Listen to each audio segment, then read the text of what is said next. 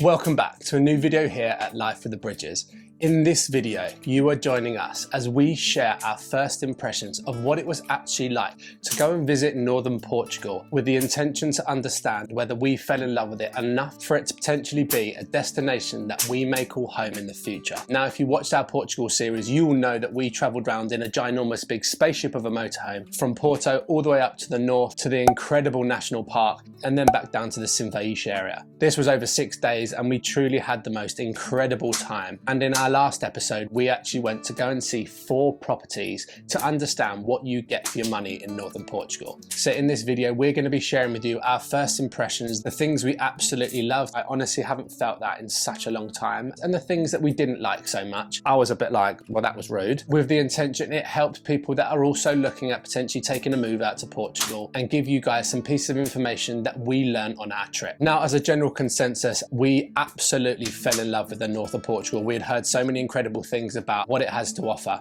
and to be completely transparent, it exceeded all expectations, which brings me on to a lot of the positives that we found. This was our first trip to Portugal ever, so it was a complete blank canvas for us. Now, I would say one of the biggest positives that we found about visiting Northern Portugal was its pure peace and quiet, slow-paced sort of vibe and the tranquility that Northern Portugal had to offer. Now, starting with the quietness of it, everywhere we went, whether it be in the national parks, even going to the local towns or the bigger towns like Amarante, it just seemed slow paced. There wasn't the hustle and bustle like you get in some of the big cities across Europe or in London, for example, which we expected of some of the cities, but we didn't find this. Everyone seemed to be just chilled, laid back, having a coffee, no rush to be anywhere.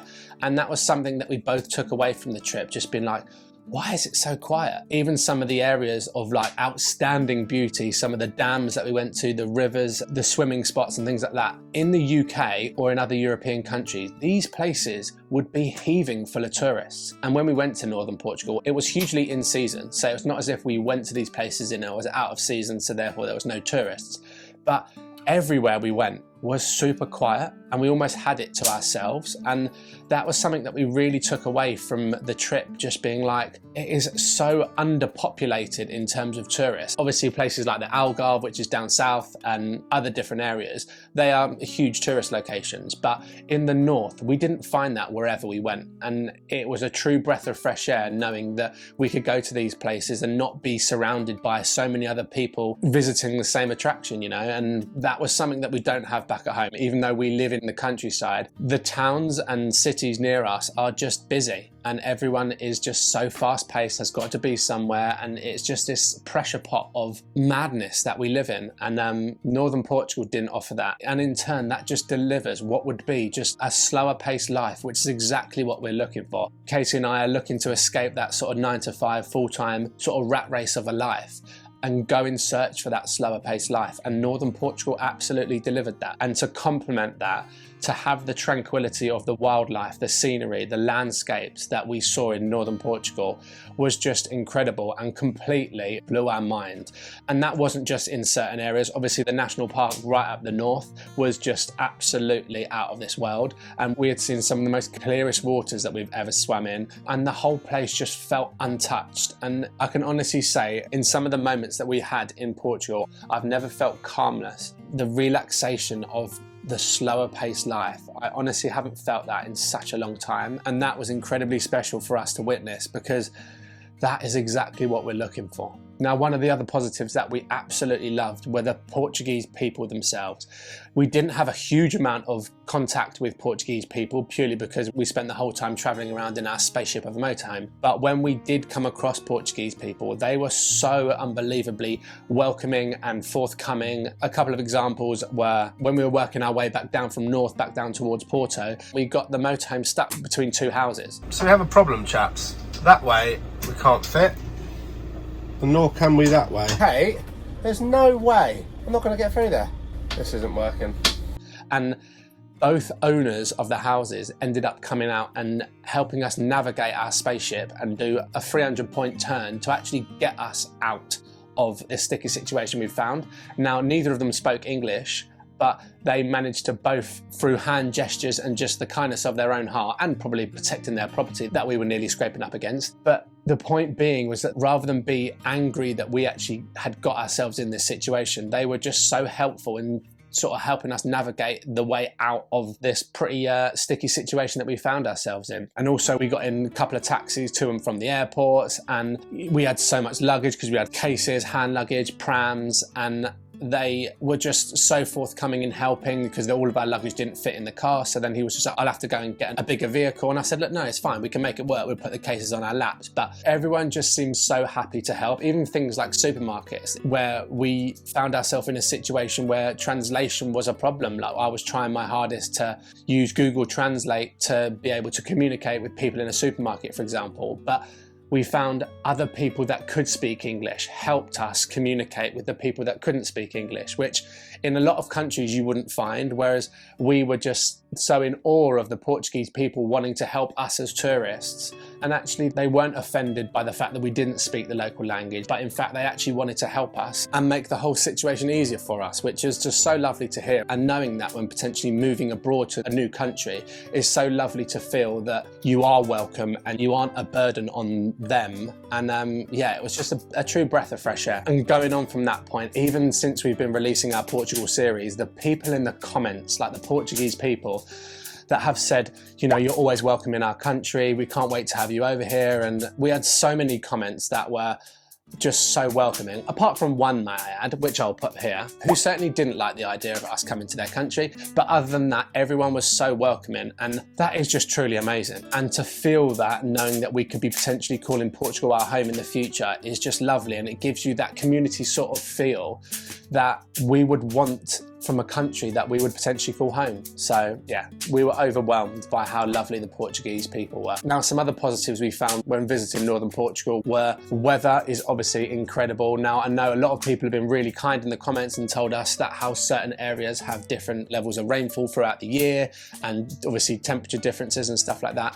But for us that live in the UK, where the weather is predominantly terrible, it was just beautiful to come to a place where the weather can be so incredible. And it's only a 2-hour flight from where we live in the UK, so the weather's obviously a huge positive. And kind of running alongside that, the lifestyle that it would bring, combining the slower paced life, better weather, and the scenery that surrounds you, is something that just ticked so many boxes for us in terms of what we are looking for from a country that we will potentially move to. If you watched our last video, you'll know that we viewed 4 properties, and this brings me on to my next point in terms of what you actually get for your money. Now, we looked at properties ranging from 100,000 euros to 152,000 euros, and this was purely just a ballpark figure because we were made aware of the fact that in places like central Portugal, you can pick up a piece of land for 7,000 euros. You couldn't potentially build on it, but knowing that you can pick up land that gives you that rural feel for 7,000 euros is just mind-blowing. But what we wanted from a piece of land was firstly size, secondly views, ideally have water nearby, in the middle of nowhere with no obvious neighbours around, and also the ability to be able to build on that plot. And in Northern Portugal, to be able to get all of those things in a nutshell, we kind of thought 100 to 150,000 euros was a good sort of ballpark figure to look at. Now, if we concentrate on slap bang in the middle of the budget that we looked at, say 125,000 euros, to put it in perspective, what you get for 125,000 euros in the UK is not even comparable. Check this out. So just quickly going off the basis that 125,000 euros converts to around about 110,000 English pounds, I typed in properties for sale in our county, and what came up as an example were either retirement flats or small 1-bedroom flats, which weren't in great condition, as you can see by the photos. This kind of gives you an understanding of why moving to Portugal would be such a huge opportunity financially to be able to create a life that we dream of living. So in terms of what you actually get for your money, it still blows my mind that it is this cheap out in Portugal for such an incredibly beautiful place. Now, those are only a few things that we absolutely loved about Northern Portugal, and there's probably so many more that we have just taken for granted traveling around. But regarding the few things that we didn't like, and to be completely transparent with you, there wasn't many. The only things that we we found that created a negative experience on our trip were potentially our own fault. And what I mean by this is, I was going to say the narrow roads. This isn't a downside to Portugal. The reason why the narrow roads were a problem is because we decided to rent a spaceship. That was way too wide for the roads, and that is 100% our own fault. So this isn't a negative about Portugal, but it is certainly something to consider, especially if you're looking to move over to Portugal and buy a rural plot of land, is that some of the roads are very narrow and also very bumpy and aren't overly accessible by big trucks, lorries and vehicles that may need to drop off materials like stone, wood and whatever else. The second big negative we found, once again, isn't about Portugal itself, but the company that we used to hire our motorhome was Indie Campers, and we're not a family that has come on here to slate other businesses, but all I will say is that we had endless problems with not only the interior of the vehicle, the customer service and so many other things, and the fact that they still owe us money for a barbecue that we prepaid for that they couldn't supply, an early pickup fee which they couldn't facilitate, and all of these different things, and we still haven't been able to make any ground on actually getting that money back. So for anyone that is looking to travel around Portugal in a motorhome, although we had a not so great experience because of the size of the motorhome and the company that we used to rent the motorhome, I would highly advise it, because we got to see and experience so many incredible places that we potentially would never have found just driving around in a car. Just having that sort of nomadic lifestyle for 6 days, being able to just go wherever and whenever we wanted, was just amazing, and there were so many positives of that. So I would just potentially do your due diligence in terms of the company that you use to rent your motorhomes, but secondly, maybe not go for an absolute spaceship, which is way too wide and makes you get stuck between people's houses. There's a little bit of advice. And my last little bugbear that I had, which is actually quite a funny story, was that at the start of the trip, I found myself becoming slightly frustrated with people not saying thank you when you cross a zebra crossing. Now, in the UK, we call a zebra crossing being the black and white stripes that go across the road to allow pedestrians to cross. In the UK, if a car pulls up and a pedestrian walks across a zebra crossing, 95% of the time, the person crossing will turn and say thank you. And when we arrived in Portugal, I came across my first zebra crossing and I slowed down to let this gentleman walk across, and he looked at me as if I'd just urinated on his dinner. And I was a bit like, well, that was rude. And this situation kept on happening, and I couldn't get my head around the fact that people didn't say thank you, because we obviously take it for granted here in the UK. And now the first couple of days I was like, maybe these Portuguese people are quite rude, because they're coming across quite rude, and that's purely stemming from people not saying thank you when you're crossing zebra crossings. And it was only when we actually came across Portuguese people and found that they were complete opposite, being so helpful, so welcoming, so kind and generous, that I massively retracted my statement regarding my issue with not saying thank you on a zebra crossing. And maybe that's just the Portuguese way, and that is absolutely okay. But it was funny how quickly I was to cast an opinion on people not saying thank you to me, when actually it's not a big deal. But other than those three things, being the motorhome company we used, our fault, the size of the vehicle which we rented, our fault, and people not saying thank you when they cross zebra crossings, we absolutely love Northern Portugal, and I genuinely mean that as well. Now, I'm sure if you've watched our Portugal series, you are probably sitting there asking yourselves the question, what does this mean for us as a Bridge family? And did we love it enough to be able to call this place home in the future? As I said in one of the videos, just to go out there on a holiday, it's really hard to actually decide whether Northern Portugal is the place that we want to call home. We absolutely undoubtedly fell in love with the place and everything it had to offer. But because our situation is slightly different with Teddy's health complications, we have got to make sure we have done so much research and done our due diligence in terms of making sure that the place that we choose to move is 100% the right area and the right place, and consider everything in terms of nearby hospitals, a property that's absolutely worth taking the leap abroad, and also something that's absolutely financially viable for us. In answer to that question, by just going on one trip abroad, we haven't got a definitive answer. Did we love it? Absolutely yes. Can we see ourselves living in Northern Portugal? Absolutely yes. But 6 days touring around isn't enough research from our perspective to be able to make that call. And for that reason, as mentioned at the end of our last video, we have already come home and booked our flights out to go and compare the north of Portugal to central Portugal. Having done a bit of research in the past, we know that you get a lot more for your money in terms of property and land in central Portugal in comparison to northern Portugal, but we're also aware that they are two very different places in terms of weather, also in terms of the landscapes as well. So we are heading out to central Portugal at the end of November to go on a quick 3-day trip to go and see some more properties and also tick some boxes that we didn't get to tick on our trip to northern Portugal. It's going to be only Katie and I going, purely because it is only going to be 3 days, and also we don't want to necessarily burden Teddy with being dragged left, right and centre in a car seat viewing properties, because he's not going to get a huge amount out of that. So my mum is going to kindly look after him whilst we go out there and answer the question of what central Portugal has to offer. And because of the fact that we travelled northern Portugal in a motorhome, there were so many things that we didn't actually get to do, like experience Portuguese food, experience Portuguese history and culture. And hopefully within this short 3-day trip that we're going to be taking in November, we will be able to answer all of these questions for us and just kind of get a little bit more of a feel for a different area of Portugal. So that is hugely exciting for us, and we are itching to get back out there to go and understand and see central Portugal. So make sure you stay tuned and look out for our central Portugal series that is coming up in the coming weeks. And if anyone has got any recommendations in terms of amazing places to visit around the central Portugal area, I know a few people have mentioned the Coimbra area, which is high up on our list as well, because it's got a great paediatric hospital, which is one of our necessity requirements to be looking at properties that are close to a paediatric hospital for our son. But yeah, if anybody has got any advice on places to make sure we visit, areas in which we should be looking at